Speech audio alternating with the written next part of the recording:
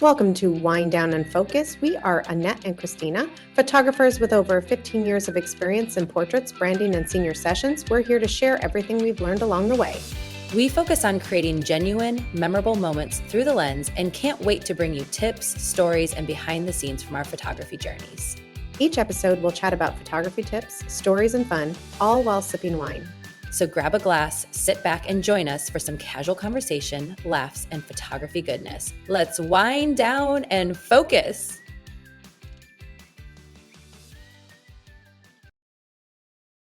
Hello, welcome to episode 18, your 2026 photography reset, the year ahead checklist that you'll thank yourself for. Yes, so this time of year can give you the end of year fatigue, and then that can turn into decision overwhelm. So by the end of this episode, we hope that you'll know exactly what to review, revise, and remove from your business. Yes, so we're hoping this is a good one. It's the beginning of the year. Happy New Year to you. How was your New Year? Happy New Year. Uneventful. Uneventful? Yes. I suppose, it was a small house party. Nothing Nothing had crazy. a lot of fun. She did look really cute. Party. We did one of those, you show up in the wrong outfit for the party. Yeah, it was cute. It was super fun. Cute. Okay, so for our wine today, we thought what better way to bring in the New Year than have some sparkling wine. Yes. Here is what we were drinking. I am a champagne connoisseur. She is. I drink a lot of it. We'll just leave it at that. Don't know how much I really know about it, but I drink a lot of it. If there's a day to not do anything, she's drinking champagne. That's right. And this one is one that everybody can get. It's an easy drinking. It's really good. It's California sparkling wine. It is the Mum Napa Brut Rosé non-vintage. So you can literally, any grocery store is going to have it. Total Wine's going to have it. Everyone's going to have Walmart it. sells it. Right. It's a very easy one and it's very reasonably priced. So it is 100% Pinot Noir grape. It's from the California region, the Napa County, Napa Valley in particular area. The wine style, they like to call it California sparkling because you don't call it champagne if it's not from Champagne, France. Even though, I by default like to say I'm drinking champagne. Right. It sounds better than I'm drinking sparkling wine. Yeah. It tastes similar. So. Right? The price on Vivino says it should be $20.99. So according to where you are in the country, you might find around that. Mm-hmm. At our local Total Wine in the Midwest, it's $16.99. Before mix is $6. Then it goes down to $15.29. So it's a very reasonably priced bottle. So I thought I'd kind of tell you a little bit about the winery in Napa. My husband and I actually visited it back in November of 2023. And little note, I think we've said this before when we've talked about your birthday because it's coming September. Right. You have to get reservations places, which we need to get on that. Yes. You have to get reservations places before you go out of town because it's hard to get in. But luckily, we were able to get into Mum one day and I was super excited. I'm so glad that it kind of just happened because we had a lot of fun there. It's a very pretty location. Obviously, anywhere in Napa is going to be gorgeous. And there was just like the building itself, it was really cool. So I highly suggest if you are planning a trip to Napa, stop off at Mum and have some sparkling wine and maybe, sign up for their club, which I did. We have it on pause right now.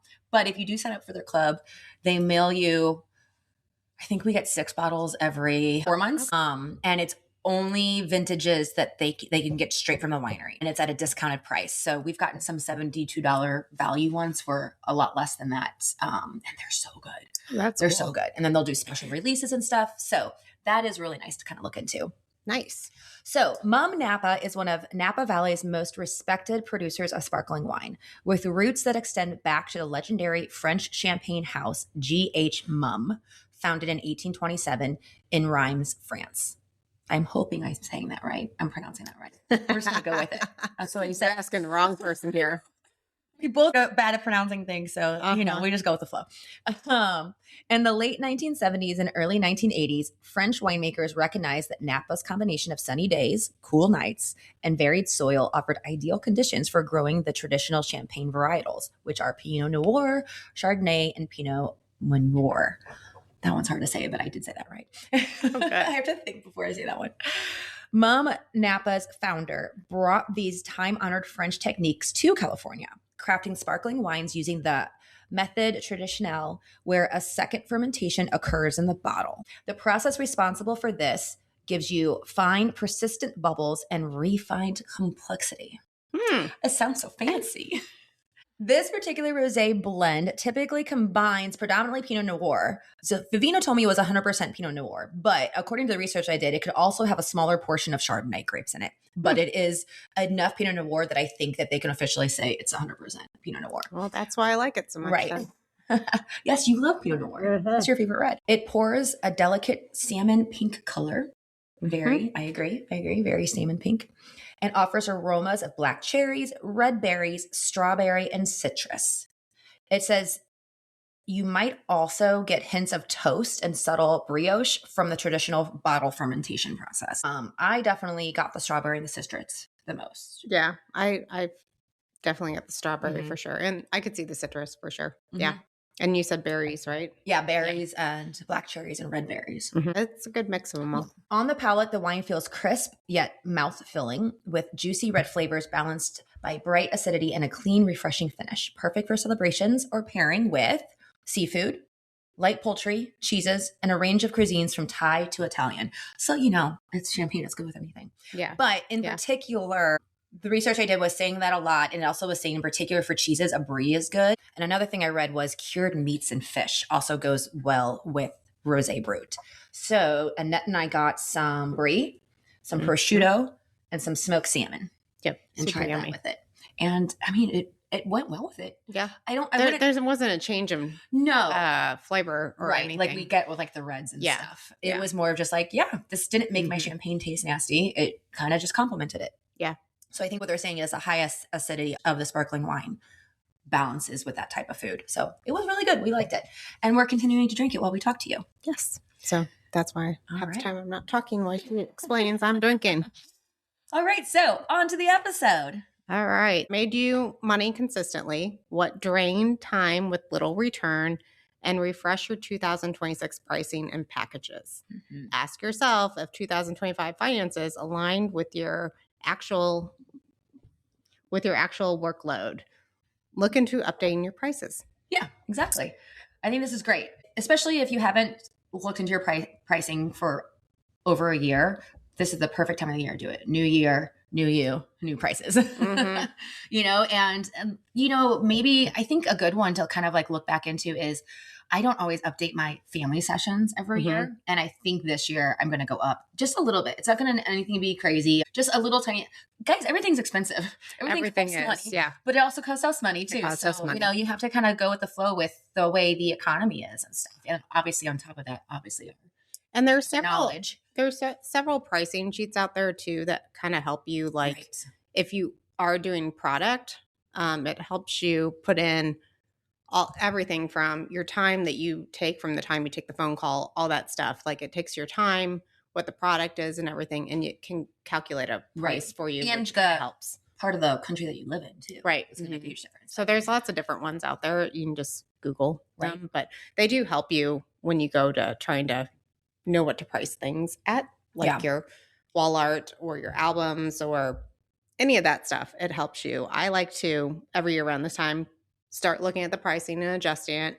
And I offer the packages and I see if I'm selling the higher package or the highest package the most, then it's time to readjust and make that the middle package. And if not, then just go through a tweak or see why am I not selling the highest package and go from there. I agree. Yeah. And in terms of what made money consistently, I want to sit down, and this kind of goes hand in hand with when I'm doing my taxes this time of year too, because I'm categorizing where my money is coming in from and seeing what made me more money. And I'm trying to think, because I haven't done that yet. It's only January. It's only January 2nd. I'm not thinking about taxes quite yet. But off the top of my head, I feel like most of my stuff stayed pretty consistent. I don't think there was anything that sticks on the top of my brain right now that I want to not do this year. I feel like I'm going to kind of keep it going the way I was. Yeah, I think my packages are about where they need to be still. I do notice, and I feel like different photographers we talk to across the board, everybody's noticing people aren't willing to spend as much. But I don't feel like that's enough for me to lower my package. I think that's just the economy right now. And I don't want to lower my value by lowering my prices for even just for sessions. And if you feel that way too out there, maybe think about, I don't know, I'm just literally thinking this like on the fly, but what if you had a budget conscious package, which was bare bones minimum of what you're willing to do, just to kind of maybe possibly get a new client in the door and keep that client who might be like, okay, it's worth it to spend the money. I've kind of thought about that. But they have to be a client you want to work with. That's true. That's true. There's a fine line. There's a fine line. But because you don't want to get one of those that's expecting a lot for nothing. And then you kind of bend their way and then they end up being the biggest pain in the butt client that you've ever had. Absolutely. So I would say if you were even considering doing anything like that's a more budget friendly option, you have to be very clear and concise of exactly what that is and what that entails and nothing more. And only apply it to the clientele that you want. Exactly. Yeah. I think for me this year, okay, so the pricing's fine.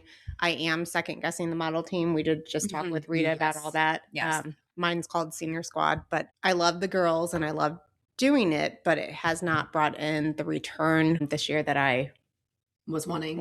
Yeah. I didn't get as many signups and it just was very low. And I've talked to a few of our other senior photographers from our workshops and stuff, and it's kind of across the board that was kind of happening. I could give it another year, but I have some other stuff up my sleeve. It could be one of those trends that are just falling off too. Right. Because it's been around for a while. Yeah. It's been around. Like they just sometimes don't even want to show up to a shoot because why? Right. Like, they have other things to be doing. So why am I putting all the effort and money into the shoot and then they cancel last minute? That's not worth your time. Yeah. And your effort. Well, there you go. Trends might be episode 19. Yeah. We'll see how 18 goes. Another thing to look at, marketing. You should always have a goal for clear messaging that attracts the right clients. A good checklist to kind of make sure that you are doing that correctly is tighten your niche and your message to your clients. Are you still talking to who you want to book? You want to make sure you attract the right clients that you want. Refresh your client emails, your client guides, and your FAQs. This may require updating your tone. Maybe your tone has changed. Maybe you can tighten it up, use some ChatGPT. Updating your links, make sure they're all good to go, and updating your website.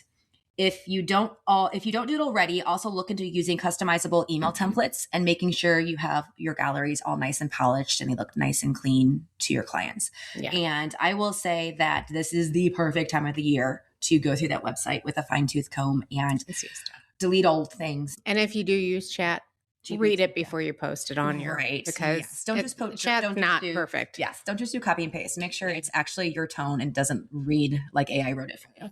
It gives you a baseline. You need to go in and read it. Exactly. This is especially with updating my website this time of year is perfect because we just had the last 2-3 months of busy season. And I'm so behind on my posting. It's unreal how behind I am. So this is the time where I'm like, okay, let me go through all that stuff I've done over the last few months. Now it's time to actually get it up on my portfolio, on my website. So that's all out there and fresh and stuff like that. I like to use Shootproof. I've been using them 2017, give or take, 2017, 2018. They are not connected to my website. Okay. So they're a separate entity, but they send things out to my clients that have completely my look, my style that I have created through them. And that's how I send my clients their galleries. That's how I do my invoicing system. That's how I do my contracts. Everything kind of tracks and goes in there. I have a pricing sheet in there for them to be able to order prints directly from their galleries, from the lab that I created with the pricing that I suggested. So yeah, Shootproof is really awesome. I highly suggest checking them out if you're looking into using something third party. I know back in the day, all I would do is just put files up on Dropbox and send clients a Dropbox link. So yeah, Shootproof, I love it. I can't say anything negative about it. And they're constantly improving. They constantly are being like, hey, we heard you wanted this feature added. And then they work on it and they add it. So yeah, they're pretty awesome. So that's what I have to say about that. Well, you know what I'm going to say. I know what you're going to say. I really think PhotoBiz needs to come on and talk with us because I absolutely love PhotoBiz because everything is under one umbrella for me. It's very simple. And once you know how to move around, you can pretty much do anything. Every year around this time, I do review the website, which I've already started actually doing the end of last month to kind of make some changes that I'm doing. And you can make those actually like on hidden pages before you make them live. So I've been able to play around with that stuff. But I'll see what it needs to be changed, what needs to be updated, what aligns with my clients. I put up new images. I try to do that though every couple months with new, especially seniors, so that they see their friends on the website. So I do try to do that every couple months, but I do this time of year, I take down anything that, I don't want that, and Right. let's clean that up. Most of it, I use PhotoBiz for all that and just go from there. And the emails and all that stuff. Mm-hmm. It has emails, it has everything in it. And I go through and just, okay, that's still good. That's still good. And so I can still use those. Awesome. Yep. Yeah. Both companies are awesome.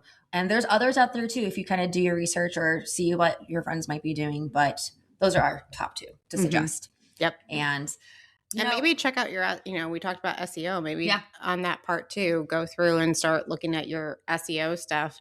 If you're not hitting that, target market with Google or whatever, definitely check that out and see maybe what's going on. Do a refresh on that. Right. Yeah, especially if you change stuff, because right now I'm going through some changes on the website, and which is kind of off topic, but one of the important things is your homepage is your homepage. If you go renaming that URL, you can mess up your whole SEO. So I was made aware of that this week. So you did that by accident, I take it? I haven't done it yet. Okay. It's on the, the hidden page when I actually switch everything the way I need to switch it. And I'm like, oh, thank God I figured that out, because I could have totally got off the first page and I would have been very unhappy with that. That's right. Yeah. So if you're changing stuff around with SEO, be mindful of that. Okay. So booking, protect your time. If booking still feels stressful, chaotic, or you're constantly answering the same questions over and over, your 2026 goals should be fewer back and forths between clients, making the most of your time. If booking requires you to manually track dates, payments, and contracts, your system is not working for you. It's working against you. You don't need a perfect system. You need a consistent one. Definitely. Yeah. You want to talk about yours and then I'll talk about mine? Because we all know what I'm going to say. You just want to repeat, guys. Pretty much. So the way my shoe proof works, so I get the email and the client wants to book with me. I have email templates within my inbox. So when they email me their inquiry, I go to the correct template to respond back to them. Is it family? Is it senior? Wedding? Yada, yada. Send them back my email template that answers all their questions, gives my pricing structure and everything like that. And then it also gives them in that template everything I need from them to make their contract. If they do reply back saying, perfect, let's move forward, then they have that information. And then I go over to ShoeProof. I make the contract, I make the invoice, I link them together, send them out to the client. The email template and ShoeProof that goes out to the client already has typed in there all the ways they can pay me, all links, all the different online places they can pay me. If they want to still write me a check and put it in the mail, it has my home address. Yep. All the things. And then I get an email when that's completed. Mm-hmm. And then that's pretty much it for like the getting your workflow, the workflow for the beginning and booking people. And all my contracts are already saved in ShoeProof. So I have a standard session contract, a senior, all the different options of contracts. They're already saved in there. So I pick the one I want, I name it, I put it in there. When all is said and done, from the moment somebody emails me back with all that information, I can literally sit at my computer and get it out the door in under 5 minutes. Right. Well, and that's another thing to update. Look at your contracts and update those and make sure you got those. Yes, definitely. Because you need to cover all the important stuff. This year I had to update my contract because of it was a difficult client and I had to put in there and I was like, that's a good idea to put in all your contract that they're not allowed to talk about you negatively, like on social media or whatever. She was just a difficult client that was not my problem. Not my problem. All hers. But anyway, so I, again, PhotoBiz, love it. So I have all my stuff in there, my booking calendar. I set it up to where the clients can only book on Tuesdays and Thursdays. Those are the only days I shoot. I will go off that if need be, but that's what I try to stick to. Editing on Monday, Wednesday, and Friday, and social, all that stuff. That helps me from not getting overwhelmed with the schedule. And again, if they can't find that, we will make up time. But that also helps, like when we have weather issues, then I have more flexibility to put them somewhere. I'm not so slam booked. Right. Then you can, then I can't do it on a Wednesday because of the weather. Yeah. So I do like that. I like that part. I also have all my emails, contracts, everything set up in there. So it's kind of a flow when they come in, especially if somebody's emailing me, asking me questions, I have an email set up for that. It goes to several different links that kind of go to like a information page. Mm-hmm. So I just send them that link. I can be anywhere and they send to me and I'm like, oh yeah, here's a link. Let me know, read this over. Let me know if you have any questions. I know there's some that like automatically do it. I will say that's the only thing PhotoPiz does not have right now. I wish they had, was not like if people send you an email, they don't have where you can automatically send stuff. Mine's that way too. Yeah. Maybe that's to protect because it doesn't know exactly what to send for info because everything could be different. Vacation responder on. If an email comes from my website into my inbox, it does not automatically reply to them. And that's the important one I want to get a reply to. Right. So even when I'm on vacation, I still have to try to keep on top of my inbox because I just make a template of, sorry, I'm on vacation. I'll get back to you. Like I would say that's a downside for me too, is that. I'm guessing it's because any type of questions can come in and it doesn't know how to necessarily respond to it. Yeah. Because the PhotoBiz does do, like you can set up emails to be sent. Like when they book, I have an email sent to each one with their contract for whatever service they're doing, questionnaire, all that stuff. So you can set them up for that to be sent automatically. But you cannot, like if somebody just emails in, what are your prices? Or what are the, because typically people just want to say, what are your prices? I need senior pictures. Well, a little bit more info. Yeah. Like I don't. Right. So, I give them I have a guide set up on PhotoBiz, which is a whole separate page that is hidden, but it acts as a link. And so then I say, here's the welcome guide. You're welcome to go check it out, read through it. Let me know if you have any questions. And then I'll follow up with them. Yep. Yeah. And when you were saying the days that you shoot and the days that you edit, that's the way Annette's brain works. Mine's more, my brain works a little bit more chaotically. I don't have certain days that I shoot or don't shoot. I usually, when the person gives me some dates or they tell me the time of year, I go to that time of year in the calendar or I go to those dates. I'm like, okay, what am I doing on those days? Can I fit them in? Do I have something going on? And then I respond back. I usually sit down on Sundays or first thing on Monday mornings and I just plan my week out. I'm like, okay, I have a session on Monday, Tuesday, and Thursday this week. So I can edit a little bit on those days, but Thursday and Friday are going to be my big editing days. So I go week to week. That's just the way I've always worked. And it works well with me and my brain, which is where we kind of differ with that. Right. But like if we're talking about the overwhelm part, if you're feeling that, then this like having a booking system like that can really help you. Yes. Because, and for somebody like me who doesn't like to say no, that helps me a lot because if somebody contacts me and says, can you do this? And I really like the person, but I just want to stick to my guns so I can protect my time. I say, go on the calendar, see what's available. And I will sometimes say, if you can't find anything, let me know and we'll see what we can do. But most of the time they go on and it could be a month away, but they find the date or 2 months, but they don't complain. They find a date. But in that, it puts it out of your control, which is good for you because you're not caving. And then I'm not sitting there saying yes when I know I don't want to say yes and I scramble my week up. So Yep. There you go. Okay. On to the next. Next one. All right. Systems and workflow. Your future will thank you. This section is not about being type A or being obsessed with organization. It's about protecting your time, your energy, and your sanity, especially when things get busy. I mean, you'll definitely, if you have a system put in place with workflow, it makes your life so much easier. Whatever your busy season is for you, help reduce chaos and stress for yourself before busy season hits. And here's some ways you can do it.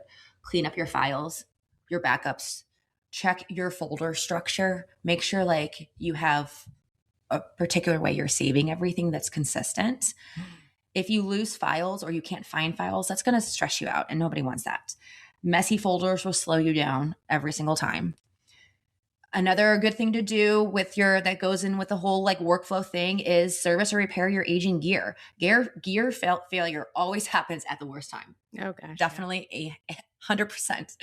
Waiting until something breaks is expensive and on top of it stressful because it always, like we said, happens at the worst time. Service or replace aging gear. If this is a good time of year to do it during slow season. Sketch your 2026 busy season timeline now. What does your calendar look like? Do you need a blackout for vacations, for example?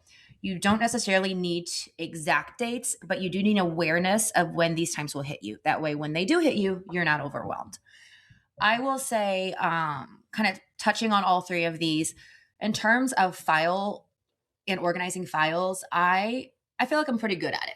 I've been doing it a long time. The job I had 16 years ago, I was in charge of keeping all the files for the company, for the advertising department in order. So I got pretty good at it then. That was a good thing I learned when I was with them. I have a section of work that needs to be edited. Mhm. And then once it goes into like, okay, it's done and now it's organized, I have it by year. And then you go into that year and I have it broken down by types of sessions. And then you go into that type of session. So say it's engagements folder, then you go into that. It's all my engagement sessions from that year. And each folder is each individual engagement session. Oh, okay. And then Never thought about breaking it in sessions. That's a good idea. And then that particular folder of that person is named, everyone's named the same. It starts with the year, then the month, then the date of the session, and then it's their first and last name and what it is. So it's like Rob Smith and Sally Meyer engagement session. And then when it's You family, could have had some fun with that one. I know. I was like, what names are going to say?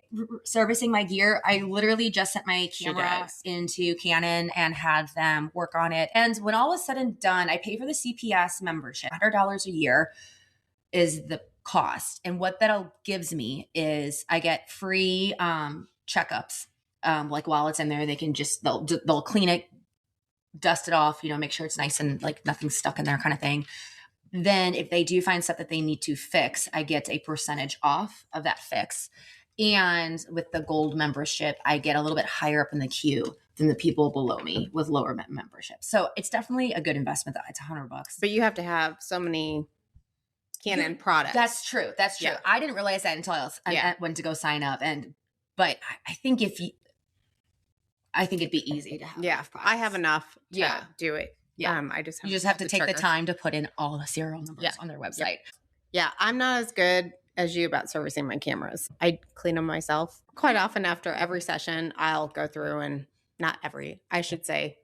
after every few sessions, and I'll dust them out, use the air can, all that stuff. But I haven't pulled the trigger on sending them off yet, mainly because I always want it and it makes me nervous. And it's expensive. You have 2 cameras, so it's not like you have any downtime. Yeah, but I just feel like it's expensive. It makes me nervous. So I had to pay to ship it there.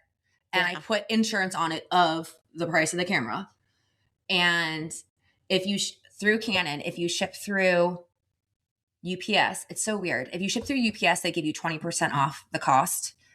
So even with 20% off and ground and the insurance on a $5,000 camera, it was still expensive. It was $99 to ship it to them. Yeah. So, I mean, it's expensive. They shipped it back FedEx for whatever reason, and I didn't pay for that. Yeah. We went out UPS through their membership and came back to FedEx. Yeah. I'll get there one day, but right now I just try to do it myself and try to do maintenance so that if I keep it up, it's not, hopefully there won't be an issue. But I do notice some focusing issues. Exactly. And so I think it does need to be sent off. But I knew my focusing was having issues and I'm like, ooh, and they did. And then that's the other thing is you have to pay mirrorless is having those issues because I mentioned it to you prior to you having it. And that's why I started using the other camera because the one just kept focusing off of what I was putting it on. Right. And it was really bothering me. And now the other one's doing it. So I'm wondering if it's something to do with the mirrorless. Mm-hmm. I don't know. So I need to send them both in. Oh, they also updated my firmware for me, which I never do that on my own. Yeah. I never do that. I should do it. If there's a firmware update while they have your camera, they'll just do it for you. Oh. Maybe I need to have my husband look at that. He's my IT person. Yeah. So I'm not as good as that. I do take time to clean up my files on my laptop and computer because this time of year, they're quite messy because I haven't had the time to go through. And I like to keep the raw images till I know a client is done. I have all my raws. Well, we've talked about this. Yes. So, because I have so many hard drives now, my husband's kind of got on me. And I have files back to 2008. It's ridiculous. I had a client the other day when I did weddings reach out and he said, do you still have my engagement pictures? My now wife it would be under her name. It was back in 2012, but my husband, love him, decided he wanted to clean out my folders once and clean it all up for me. No, don't touch. Oh, yeah. Don't touch my stuff. Don't touch my digital stuff. And this was 3 years ago, and everything was put in. I couldn't find stuff, and it might have seemed messy to him, but it was my mess, and I knew where things were. It made sense in your head. And So I was like, you need to help me because I'm looking in this year and it's not there. So he ends up finding it and he put it in like 2014 for some reason. But I found it. Anyway, they were super happy. So you got it. Okay. So at the end anyway. of the day, the client, the old client was happy. Yes. And let me tell you, that brought me back to old wedding pictures, all the crooked. I'm like, wow, that style's really changed. Right. But anyway, so the files, yes, I go through because I keep the raws until they're done. I actually keep them for a little bit longer, but then I get rid of the raws. My system is I go through, rate the pictures. Everything goes in a rating folder. And then I do a chosen folder and then an edited folder. Okay. And so I keep all those until I know everything's good. And then I move it over to the archive under the year. I need to do the sessions. I like that idea. So I need to do that. But this time of year, when it's all busy, I don't have time to really move them over to the archive unless my computer is throwing, which it has done a few times, like, hey, you're full of space or whatever. And I'm like, crap. So I have to go in, do all that, rotate them over, and, it works. But yeah. And then I take the other thing I do this time of year is I do the calendar by 6 months. And every month I have to go in and kind of add depending on what pops up on the calendar. Mm-hmm. But that gets me the holidays in there and anything that I know for sure is coming up in the next 6 months. So I do 6 months at a time. But then I'll go in Tuesday, so you're not going to be working that day. Right. Kind of thing. Yes. But I'll go in like every couple months and be like, oh, I have this. I need to add that. So it's, Nice. All right. So let's talk about sales and how to boost income for 2026. So you want to build a simple repeat client plan. Why this matters. Repeat clients cost less energy than finding new ones. Loyalty creates stability in unpredictable seasons. What this can look like: early access to mini sessions, priority booking windows, small loyalty perks, bonus image, print credit, waived fee, all that stuff. You can ask for reviews at every session. Why this matters. Reviews build trust faster than marketing posts. Timing is everything. It's best to ask when excitement is still high. So right after the gallery delivery, or maybe a positive email or message, which Perfect time. Like, oh, you're so happy. I'll explain when I do it. But yeah. So make it easy. One direct link for them, all that good stuff. So Christina, let's hear you and then I'll explain how I do it. Okay. So definitely repeat clients. I mean, I think at least half, maybe a little bit more of my clients are repeat clients. Mm-hmm. And yeah, it's a lot easier it's a lot less energy because we have a relationship. We see each other on a yearly or bi-yearly basis, and I don't market to them. I don't waste my energy having to market to them because they trust me. I know that they're coming back, and it's awesome. So yes, once you get those repeat clients, it's really good to keep them. Do you find that to be different with different genres? So family, I feel like, is much easier to do that with. Yeah. In terms of like weddings going into families, that's a much smaller percentage. I think my friend Rhonda, we love Rhonda. Yes. I think she used to do this thing where you became like a quote unquote lifetime client of some kind. We still need to have her on. And if she still does that, she needs to explain it. Yeah. Where like you have her for the wedding and then she continues being your photographer. I think she gives you a couple free sessions to kind of like get you back in or something like that. But yeah, I do have a handful of clients that I photographed their wedding and now they have 2 or 3 kids and I've still seen them. Yeah, not everybody. Yeah, for sure. I feel like seniors are a little bit harder, which I'll explain how I kind of work with my seniors. True. And headshots and stuff. I feel like they just go with what they see. Yeah. Sometimes they'll come back if they absolutely loved it, but it's very hard to get It's mostly with family. I think for you, it would be mostly your family sessions would be the biggest, or the corporations that you work with. When you do report. Yeah. I think that would be where you're going to see more. Yeah. Definitely when it comes to reviews, I've talked about this in an earlier podcast episode, but my Google got killed. Google thought I was fake. Google hated me. It erased all of my reviews. And I've been still slowly building them up. And I don't want to do too many at one time. So especially if just a couple weeks ago, I had a client text me after she saw the images and she loved them and said, thank you so much, yada, yada. And I took that opportunity. Like we said, the client was on a high. I took that opportunity to say, I'm so happy that you love them. Do you mind giving me a quick Google review? And she said, absolutely. And I was like, okay, great. Here's the link. And I sent her the direct link. And this was over text message too. And she just clicked on her phone and I got the review within the next 5 minutes. Yeah. And it was You awesome. have to make it easy for them. Make it easy for them. And then get them when they're nice and happy and the energy is like really good. That is the best time to do it. Absolutely. Yeah. So I'll start off with the review part and then go into my other part. But so I have a specific email that I send to my clients right after sessions. And that basically tells them the next steps after their session to do.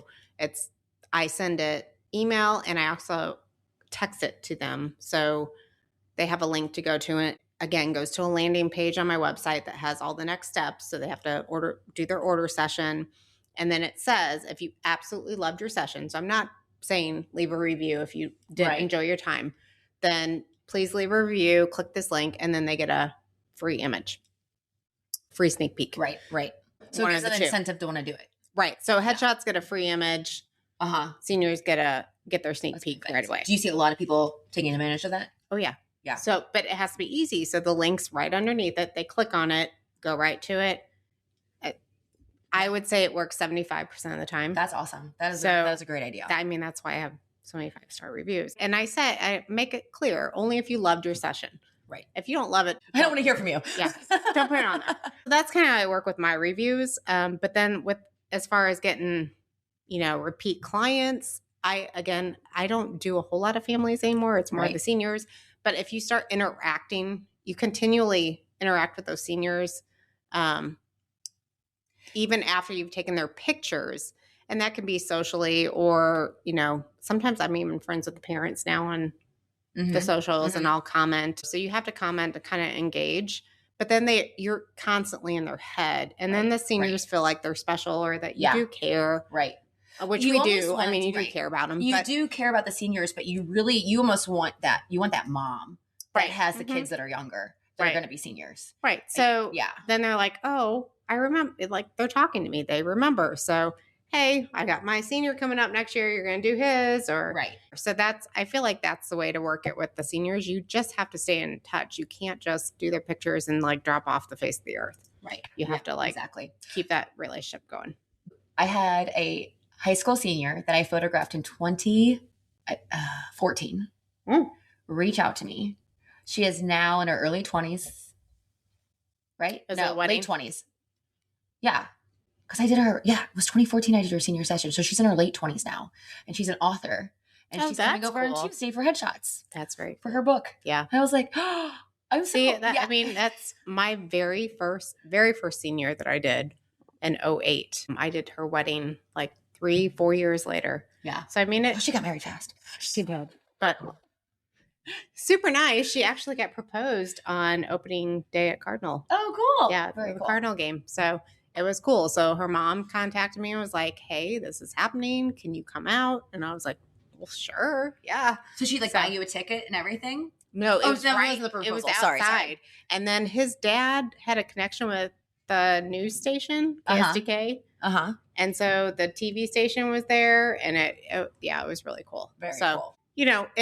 You keep those relationships going with them and they remember you. Exactly. So that's how you get that. Especially for nice people like us. Yes. We like people. Yes. Well, most of the people. Not the one client. Which I don't mean to be rude, but we all have that one client that's. Yeah. And sometimes it's one a year. Yep. Yeah. Okay. One more section for you guys. Gear and creative growth. So I know we kind of already talked about gear, but this is a different type of gear. So audit your gear. Mm-hmm. What is old and dying? What's missing? And maybe make a wishful thinking list. Maybe you do have a really good 2026 and you can buy yourself something at the end of next year or end of this year. Sorry. I'm still thinking it's 2025 off that wish list. But if your camera is on its last leg, do you have the money saved up from 2025 to maybe invest into a new one this year? Plan your 2026 education. We've said this before. Education is so important. Nobody knows it all. And at the very least, it's so nice to just connect with other people who do the same things. The same like people. And they're, it's a must. Yep. So you can do that multiple ways. Workshops, online courses where you're still interacting with people, learn new skills, but on a photography workshops, they're just the best way. I am sure that there's going to be some that are not far from where you live. If you don't want to really travel, spend the money on a plane ticket kind of thing, I am sure you can find something somewhat close. Did you see Creative Live was shutting down, but somebody bought it? Somebody bought it. So I love that. Yes, Creative Live, if nobody's heard of that, do a Google on them. They're about to change their name, but they have online courses that some are outdated. But. Right. Well, and back in the day when I would watch them constantly, and I don't know with the new ownership if they'll change this, but the way they did it is if they were called Creative Live, they would live stream a class. And if you got onto the live stream, it was free. You would just watch it, free education. And then after it was over, they'd upload it, and then you could choose to purchase it or purchase anything you wanted that you might have missed. I think that's going to change because I know some pricing changed when I went to check it out the other day. Yeah, they still might not be like that anymore. I wish they would show the date of it. Yes. They don't show the date, but you can just tell it's outdated. Got you. I have a handful at home saved that are. Yeah. During COVID, she can tell you, like, she would text me and I'm up in my bed. I'm watching a class on my laptop. Yeah, she was growing her mental photography brain, and I was watching. I was watching the murder documentary. Yes, that everybody was watching. Oh, the one with the the guy. Yeah, I can't think of the name of that. Yeah. I don't know. Everyone's screaming it right now. Mm-hmm. But yeah. Last suggestion is refresh your portfolio with the work that you want to actually shoot and that you want to show people, which we kind of said earlier, like make your portfolio be exactly what you want to draw in. So and refreshing your portfolio, making sure everything looks up to date. It's the same style that you have. And if you're moving away from style, trying to go to a new style, if you're doing that, make sure your website is consistent because you can't have two styles going on or nobody knows what they're hiring you for. So I usually think, yes, what do I need to do this year gear wise? I don't ever really get rid of anything. I know. I have a hard time too. And I would love, to update, like we both have the R5 right now. Yeah. Would be great to update, but it's not really worth it. Mine's still going great. Yeah. I just got it cleaned and updated firmware. I don't think there's enough to justify upgrading. Right. So we're good this year on that stuff. Lenses are good and best. Yeah. Yeah, they're good depending on what you're doing. And, so you just have to think about that type of stuff and be smart about that. Workshops. Yeah. Her and I do. We're both doing the sync and Shutterfest that we do every year. So those are always staples. The back too. Yeah. Those are always, I think it's the conference time. That's because everybody's more down. Of a slow season. But I do keep my eye out for anything that's out there. I would like to do like a workshop with like some Lindsay Adler or so, do like more of like, I think I would like to save up and do something like that sometime soon because I think that would be beneficial or I don't know, somebody like that. But, think about those things and start saving up. I usually take the old photos down, but I kind of do that, like I said, every 2 or 3 months. But I'm kind of a photo gallery hog. I need to take stuff down. I just move all the old stuff to the back, even if because I still love some of them. I do, but I have too many. I have some that are a good 10 years old, but I'm like, it's still my style and it's a really good picture. So nobody knows that it's 10 years old if it still looks like my current style. But they don't actually they don't go all the way to the end. So it's like they say you should only have so many images. I know I need to take some down, but I'd rather just like they can stop scrolling whenever they're ready to stop scrolling. Yeah, I'm reluctant to do that. My best of my favorite are at the very top, and then and then they scroll. Yeah. And but I like them and I can't decide which. And so I just kind of then keep them, whatever. Yep. I keep them up. Yep. Then I look at things like what's the next current thing or what's going to be happening. And you're good at that. And then she teaches me and I'm like, oh yes. How do I stay ahead of the game? So I do have a few little things that are in the works right now. And I can't wait for everyone to find out what they are. Yeah. So, adding, you got to do what's right for you and realize things change and you got to change with it. So it's time to pivot and do stuff. But so look for those new things. I mean, AI is bringing out so many new things now. And so it's like, you got to stay up with it and you got to it's not a joke. I don't think AI is going to take us over by any means. It helps us, but in the same aspect, it hurts us. Right. In a few ways. Yeah. So I think you just need to be on top of it and be on top of your game and your learning and education and networking, huge networking with other photographers that can, you know, all the end, you know, what's going on and they're there to help. So yeah. Yep. Well, guys, I think we came to the end of this episode. Hopefully it wasn't too much. So if you're feeling like that was a lot, which it was a lot, this episode was never meant to be something you do all at once. That's correct. Yep. We also create a little checklist, and go ahead and put the link in the show notes. Yep. And you can download that, and that will help you on your way. Yeah, exactly. So, try to make it easy for everybody. Yeah. All right, guys. Okay. So if you guys are interested, would like to be a guest, yes, we'd love to have you. We'd love to have you. So 2026, we need some guests on the show. We do. Reach out. Yep. Anyone's interested, go to our social media, go to our website, send us a message any way you want, and we'll get back to you. Yes. All right. Until next time. Until next time. Cheers. And that's a wrap for today's episode of Wind Down and Focus. We hope you had as much fun as we did. Don't forget to subscribe so you never miss an episode full of photography tips, stories, and of course, some laughs. Thanks for hanging out with us, and remember, whether you're behind the lens or in front of it, keep having fun and capturing those unforgettable moments. Catch you next time as we sit, chat, and focus on what makes photography awesome. Before we go, can you do us a small favor? Go online right now and share this episode with one friend who you think will love it. And while you're at it, we'd love for you to leave us a review. It really helps us reach more photographers like you.